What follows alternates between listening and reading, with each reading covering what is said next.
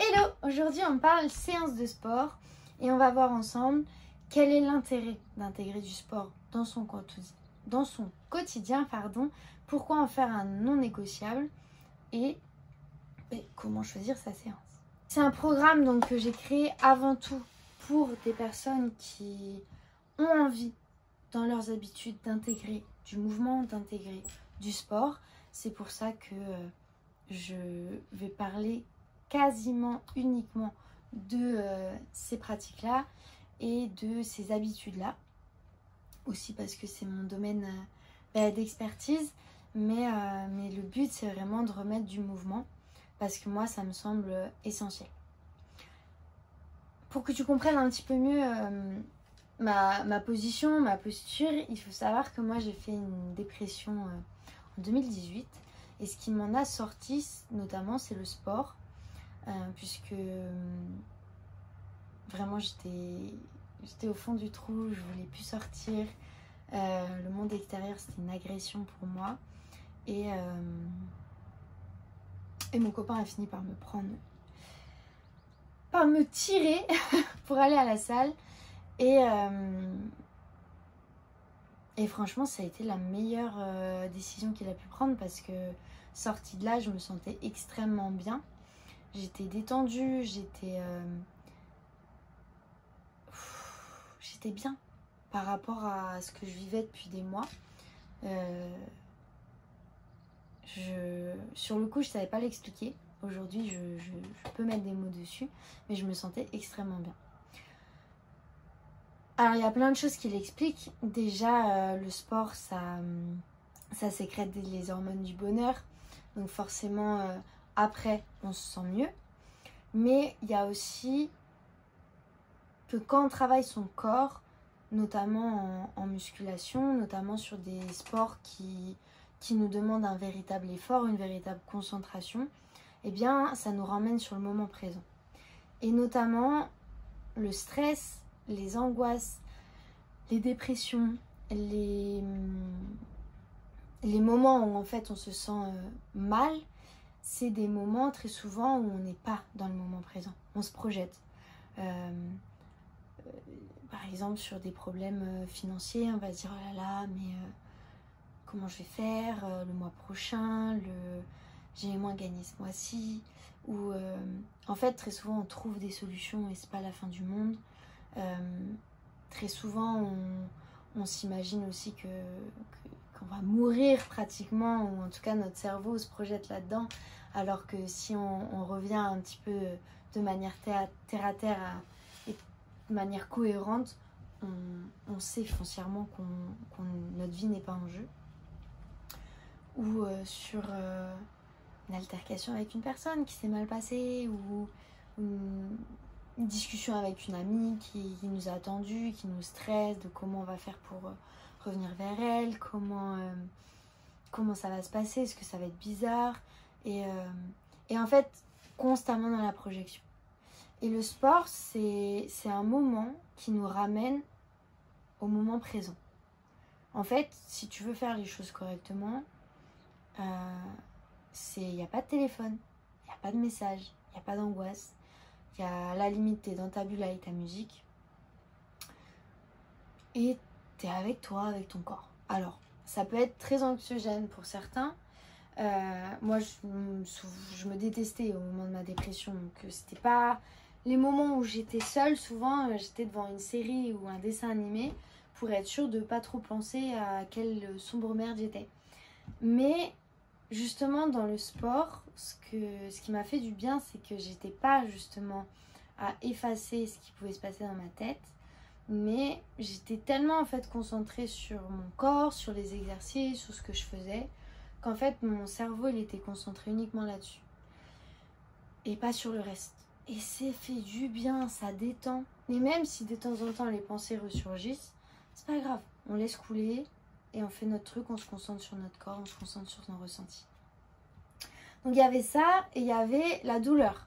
Parce que forcément quand tu fais un peu de sport et que tu le fais bien, ça chauffe un peu, ça brûle un peu, il y a des picotements. Et en fait ça te ramène vraiment sur du concret, sur la sensation du corps, sur la main, toujours en fait là maintenant. Et ça permet d'extérioriser les émotions d'une autre façon qu'en craquant. Je connais énormément de gens à travers mon coaching qui ont cette barrière de j'ai pas envie de lâcher, j'ai pas envie de craquer, je suis pas faible, je veux pas pleurer et je me sens mal à l'aise de le faire.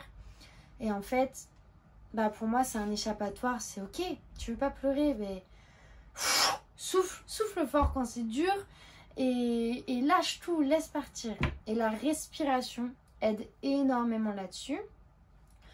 Elle a même un impact justement sur l'apaisement au niveau du cœur, au niveau de on appelle ça la cohérence cardiaque. Et donc ça aide énormément pour ça aussi, de lâcher prise, d'extérioriser. T'es énervé, ben ok. Tu fais ton meilleur score sur tes tractions, t'essayes de faire un maximum de squats. Et en fait, ça permet vraiment de tout relâcher. Et je trouve que c'est une force énorme. Donc le sport, voilà pourquoi je fais un programme là-dessus et pourquoi ça me semble essentiel d'arriver à ne pas, déjà à tenir cette habitude et à ne pas, à ne pas la lâcher. Mais pas ne pas la lâcher pour le bien qu'elle nous fait, mais parce que souvent ça nous double le mal que ça nous fait de ne pas la faire. Je vais essayer d'être un peu plus claire. Je vois tellement de personnes se flageller du fait de ne pas tenir ce qu'elle s'est imposé que ça me fait véritablement mal au cœur parce que c'est quelque chose qui est censé faire du bien. Je suis persuadée que ça le fait. Mais tout simplement parce qu'on n'a pas atteint l'objectif qu'on s'était atteint, on n'a pas respecté le planning qu'on s'était donné, et ben on va se rabaisser, on va se dire des choses terribles. J'ai déjà des coachés qui m'ont dit qu'ils se sentaient comme une merde parce qu'elles n'avaient pas fait leur deuxième séance, parce qu'elles n'avaient pas tenu, parce que en fait ça en vaut pas la peine. Et plutôt que de se flageller, mieux vaut réfléchir au pourquoi. Il y a forcément une raison. Peut-être que le sport que tu as choisi ou les séances que tu as choisies ne sont pas adaptées. Peut-être que... Et souvent c'est ça, tu as voulu trop en mettre de suite. Et peut-être que tu t'oublies trop. Et c'est le problème le plus terrible. Parce que pourquoi tu fais passer d'autres personnes avant toi? On est l'étoile de notre vie. On est la personne numéro 1 du film. Alors oui, faut passer du temps avec les autres. Oui, faut rendre service, faut être accessible, mais il faut pas s'oublier. Donc c'est pour ça qu'on est là aujourd'hui, pour justement réfléchir. Donc on a déjà réfléchi au planning, pour se dégager du temps, pour réfléchir à notre semaine, pour réfléchir à ce qui est important pour nous, pour réfléchir à comment on s'organise pour se dégager du temps pour soi.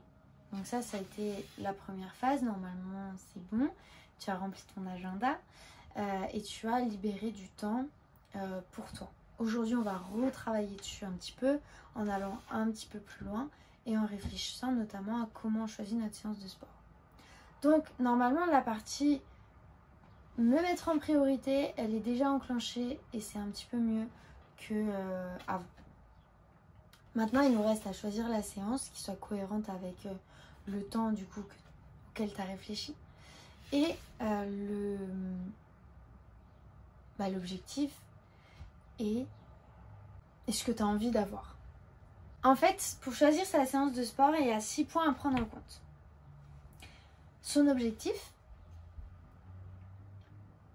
Est-ce que je veux perdre du poids? Est-ce que je veux transformer mon corps? Est-ce que je veux plutôt juste extérioriser mes émotions? Est-ce que je veux gagner de l'énergie? Est-ce que je veux mieux dormir? Il y a plein d'objectifs. Donc première mission, noter son objectif. Qu'est-ce que je cherche? Deuxième objectif, combien de temps j'ai? Alors normalement ça tu as un petit peu réfléchi la dernière fois, mais là on va pousser un petit peu plus le bouchon, si je puis dire. Dans les temps vraiment que tu as pour toi, que tu as défini pour toi, est-ce que tu as 20 minutes? Est-ce que tu as une demi-heure? Est-ce que tu as 45 minutes? Est-ce que tu as 1h30? Et combien de fois? Ça c'est la fréquence. Donc ça c'est le troisième point, la fréquence. Et il faut vraiment qu'elle soit en cohérence avec l'importance du sport pour toi. Peut-être que tu veux faire du sport pour toi et que tu as toujours fait du sport dans ta vie et que là ça te manque et que tu as besoin d'en faire 5 fois par semaine. Mais peut-être c'est pas cohérent avec ton emploi du temps, du coup tu l'as mis que 4 fois. Peut-être que le sport pour toi c'est vraiment le cauchemar, mais pour ta santé tu as conscience que ça pourrait te faire du bien et du coup peut-être que c'est cohérent de le faire 2 fois par semaine. Parce que même si ton médecin ou tes amis t'ont conseillé de le faire 5 fois, c'est trop d'un coup. Peut-être que le sport pour toi c'est un moyen d'évacuer et t'aimes bien ça mais tu t'en passes aussi. Et du coup peut-être 3 séances c'est bien. Donc vraiment réfléchis à quelle est la place pour toi du sport. Est-ce que c'est très important? Est-ce que c'est pas important du tout? Moi par exemple, j'ai toujours fait du sport dans ma vie et énormément de sport. Pour autant, ma fréquence varie suivant les années, suivant ce que je fais dans ma vie. Pendant mes études, c'était que ça. Et limite, je voyais pas trop mes potes. Après, j'ai baissé un petit peu, j'en faisais que 4 fois par semaine. Et ça m'allait bien. Puis après, j'ai fait une compétition, donc c'est redevenu priorité plus. Donc je me suis mis à faire 5-6 fois par semaine. Là, à l'heure actuelle, c'est de l'énergie pour moi. J'en ai besoin pour mon travail, mais je travaille aussi beaucoup auprès de personnes sur la musculation. Du coup, j'ai eu besoin de réduire cette activité-là pour augmenter d'autres activités. Donc, je fais toujours globalement 5 jours par semaine de sport ou 2 activités dans la même journée. Mais par contre, j'ai peut-être que 3 à 4 fois, 3 jours de musculation, un peu de yoga, de la danse, du cardio, de la course, du vélo. Et je trouve mon équilibre comme ça. Donc voilà, quelle place a le sport? Vraiment répondre à cette question. Ensuite, quel est le besoin? Alors ça, j'en ai déjà un petit peu parlé. Est-ce que le besoin qui peut venir complémentariser l'objectif et l'envie? Okay. Le besoin, c'est je suis quelqu'un de stressé. Est-ce que j'ai plutôt besoin d'une séance qui me fait redescendre, qui me détend? Ou est-ce que j'ai plutôt besoin d'une séance qui me fait évacuer, relâcher et après je suis zen? Est-ce que je suis plutôt quelqu'un d'hyper dynamique et j'ai besoin d'une séance qui va justement me calmer?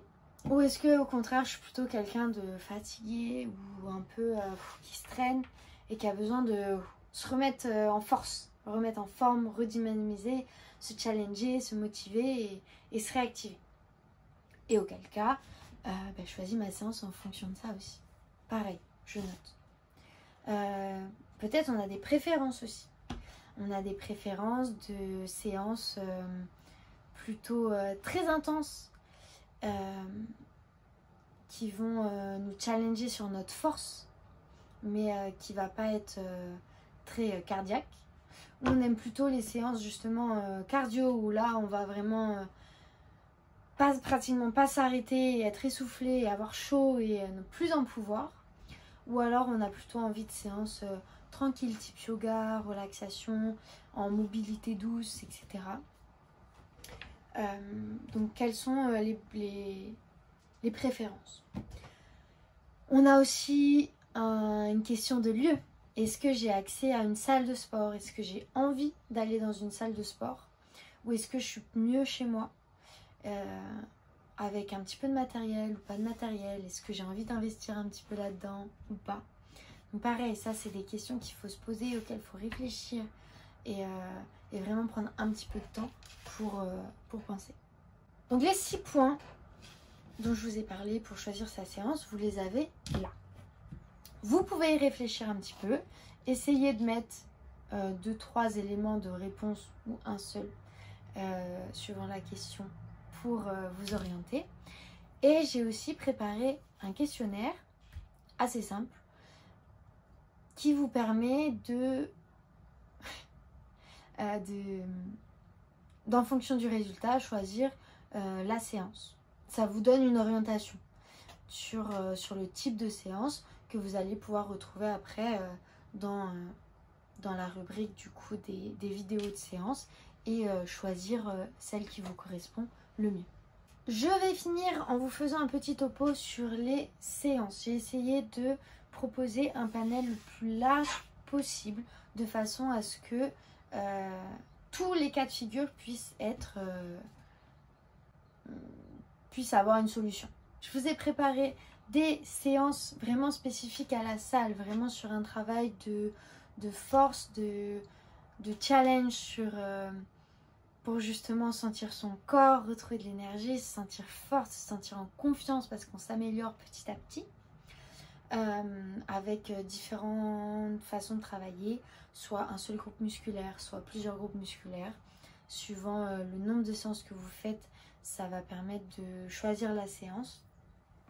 Je remettrai une petite explication en écrit, mais typiquement, il y a des séances uniquement sur le bas du corps, uniquement sur le haut du corps, uniquement sur la partie avant, uniquement sur la partie arrière, au niveau du haut, au niveau du bas. Donc si vous faites 4 séances par exemple, l'idéal c'est de faire bas, haut, bas, haut. Si vous en faites que 3, l'idéal c'est si vous faites qu'une séance par semaine par exemple, l'idéal ça va être de faire une séance qu'on appelle full body, donc qui travaille tout le corps en entier. Voilà. Donc ça, vous avez une petite fiche dans laquelle il y a toutes les propositions pour que vous puissiez choisir à tête reposée. Là, je sais que si je vous le dis tout à l'oral, soit vous allez courir pour écrire, soit ça va être zappé. Donc je vous l'ai écrit, pareil, vous les retrouverez dans les rubriques de séance. Mais c'est important de réfléchir aussi donc, à ça, c'est pour ça que je vous parlais de la fréquence. On choisit aussi sa séance en fréquence. Donc des séances à la salle, j'ai aussi fait des séances donc, comme je vous disais, un mélange de renforcement et de cardio. Il y a des séances qui peuvent être faites à la maison avec du petit matériel ou sans matériel.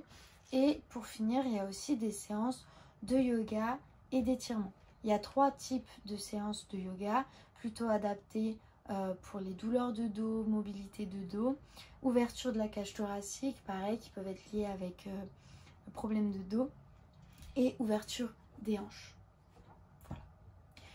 Je vous ai à peu près tout dit sur les séances. De toute façon, vous les retrouvez toutes dissociées dans la rubrique, encore une fois, des séances.